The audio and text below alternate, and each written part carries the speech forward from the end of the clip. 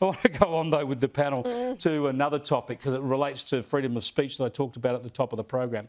And there are people in this country, Gemma, now advocating that Donald Trump Jr. should not be allowed into this country because he's a man apparently of appalling character because he didn't accept the election results in the US, etc. This piece by Troy Bramston at The Australian, my colleague there, he's a former president of the New South Wales Young Labor movement and a former Labor staffer. He wants this guy banned from Australia. This is outrageous. Troy wants him banned.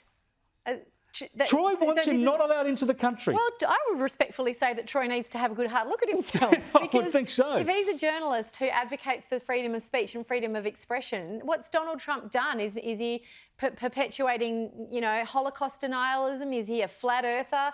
Is he, is he worse, a Collingwood fan? I mean, this is obscene.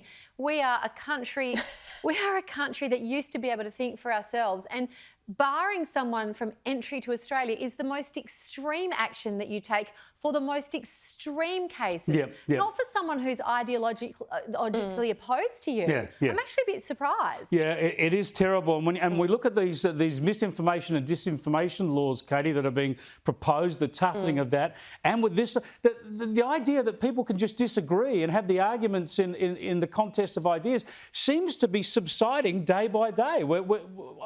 I shudder to think where it's going to end up. It does.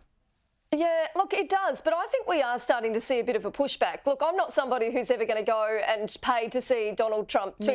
Me neither. Speak, but I've got no issue. I've got no issue with him being in Australia and actually speaking. And I think that, again, it comes down to, we are such an accepting nation in so many ways. And just because somebody comes and speaks and you don't actually like their opinions doesn't mean that you have to stop them from speaking. And I do think we're starting to see a bit of a pushback within Australia on things like this. And I feel as though the pendulum is going to start to swing a little bit the other way, where people go, hang on a second, just because I don't like what this person's got to say doesn't mean they don't have the right to be able to speak. Let's thrash us out. That's a message to you people who want me sacked from Sky because I support the Voice too.